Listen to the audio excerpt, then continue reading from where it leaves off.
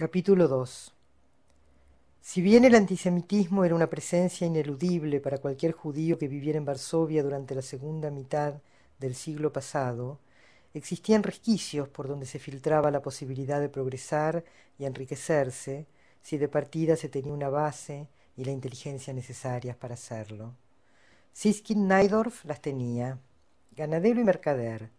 Su vida transcurría entre el campo que arrendaba en las afueras de la ciudad para cuidar de sus vacas, los negocios de venta y distribución de cueros, el templo en donde calmaba su tibia conciencia religiosa y las reuniones sociales en las que exhibía la elegancia de su esposa.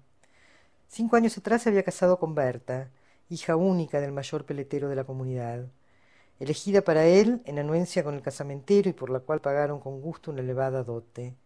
Estaba conforme con el matrimonio, con sus inversiones y en general agradecido a Dios por los muchos privilegios de los que disfrutaban.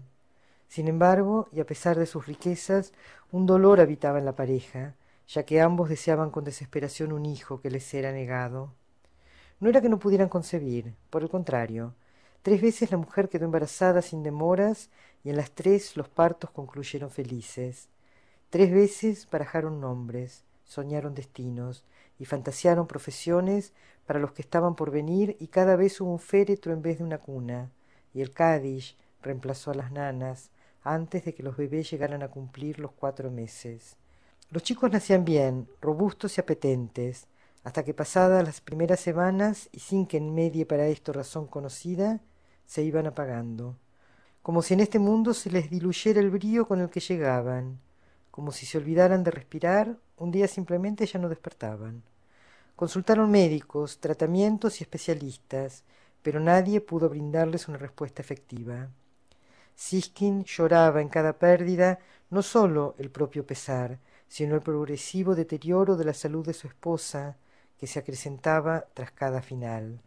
¿De qué servían las riquezas si a su lado solo tenía una mujer abatida con quien compartir sus ganancias y ningún heredero a quien dedicarlas?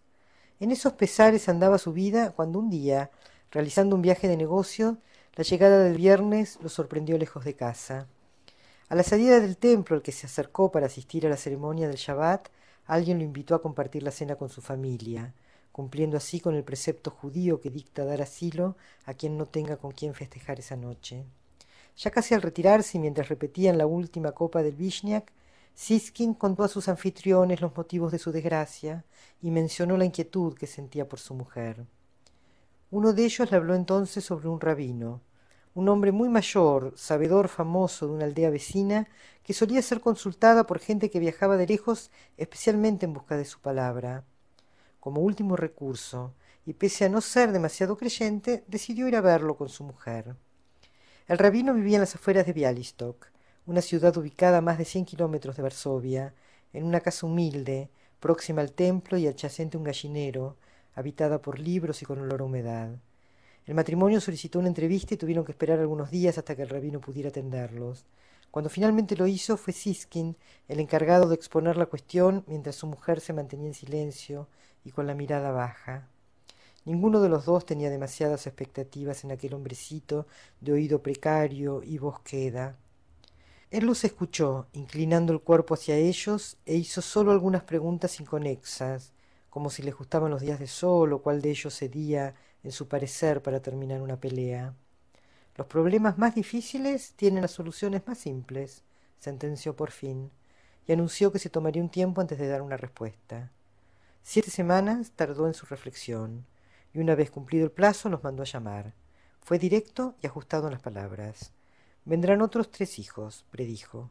Los 3 eran varones, y los 3 sobrevivirán. Pero, se apuró a agregar, para que esto suceda, deberán cumplir con algunos requisitos. Los que usted disponga, contestó la mujer. No soy yo quien lo dispone, continuó fastidiado por la interrupción. Llamarán Dalek al mayor, y habrá de ser vestido solo con ropas blancas hasta que festeje el primer año de vida. A partir de entonces y hasta que llegue a la adultez, lo educarán para que sea rabino. Y así lo hicieron. Mi abuelo se llamó Dalek, Gerardo. Nació en 1889. Fue vestido de blanco absoluto hasta que cumplió su primer año de vida y supo desde siempre cuál sería su destino. Era un niño sano, simpático y de corazón generoso, pero a poco de crecer se reveló en él una marcada tendencia a los placeres de la carne, una predisposición notoria hacia los juegos de azar, una clara afición a la vida nocturna y a toda clase de frivolidades. En fin, que no hacía falta ser demasiado agudo para registrar el absurdo de pretender que alguien tan terrenal dedicara su vida a la contemplación y al estudio de lo divino. En busca de una solución que permitiera no traicionar la promesa ni sumergir al hijo en una vida desdichada, decidieron que el religioso sería el hermano siguiente, mientras que mi abuelo se dedicó en cambio a trabajar con su padre. Empezando el siglo XX, Siskin encargó a su hijo mayor que fuera a comprar ganado a una ciudad portuaria próxima a Varsovia. Talik arribó al lugar la tarde previa a que se inaugurase la feria, con la idea de descansar antes de ir al remate, para lograr una buena operación y aumentar con ello la flaca confianza que su padre le tenía. Después de acomodarse en el hotel y tentado por el tiempo cálido de junio, caminó unas cuadras por entre los bares hasta que se decidió a entrar en uno a tomar una cerveza. Era un local ruidoso y muy concurrido, salvo en el anexo del fondo, donde sentados alrededor de una mesa, un grupo de hombres jugaban al póker. Él miró desde lejos, no quería involucrarse, pero cuando media hora más tarde uno de los jugadores se retiró y los compañeros buscaron a quien quisiera reemplazarlo, no pudo evitarlo. La suerte fue su aliada, y en las primeras rondas las cartas precisas llegaron hasta él. Escaleras reales y póker de ases acudían a sus manos como si no hubiera otros naipes en el mazo. 3 horas más tarde, la situación variaba un poco, y para cuando se inauguró la feria, a la mañana siguiente, ya no solo había perdido el dinero ganado en un principio, sino que tampoco tenía aquel que le confiaron para la compra del ganado. Mi padre me asesina, concluyó al imaginar la situación de regresar y rendir cuentas. Trató de calmarse barajando distintas opciones. Mentir diciendo que le habían robado, matarse él mismo antes de que se enteraran, desaparecer para siempre y no decir nunca nada. La última opción pareció la más adecuada, así que ahí mismo decidió que subiría al primer barco que saliera con cualquier destino. Cruzó la calle que lo separaba del muelle. «Quiero un billete para el próximo barco que parta», pidió deprisa antes de arrepentirse y arrojarse al mar. «Dentro de 2 horas zarpa uno rumbo a la Argentina». «¿Y dónde es eso?», preguntó espantado. La única diferencia entre exiliarse en el fin del mundo y ahogarse allí mismo era que el coraje le daba solo para lo primero. Llegó al país 30 años antes que mi papá, pero solo se quedó en Buenos Aires por unos pocos meses.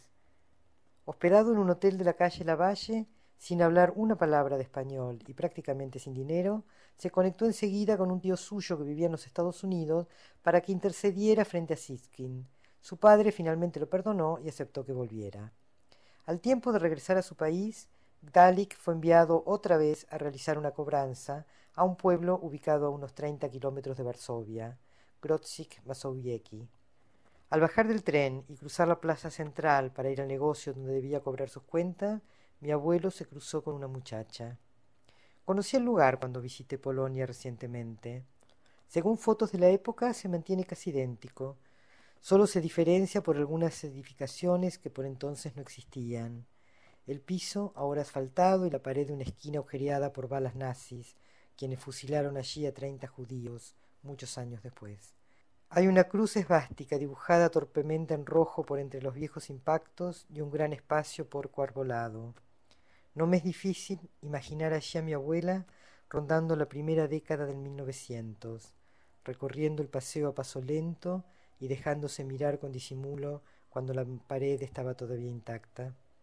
Mi abuelo la distinguió de lejos, pero ella estaba acompañada por una señora mayor.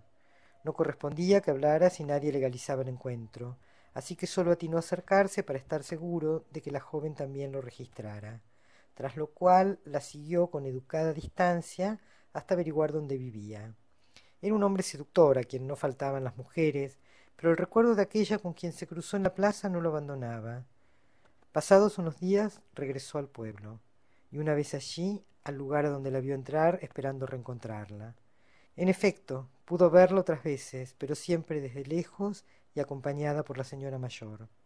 Pensó en distintas estrategias para abordarla sin decidirse por ninguna. Los problemas más difíciles tienen las soluciones más simples. Recordó las palabras del rabino que su madre sabía evocar.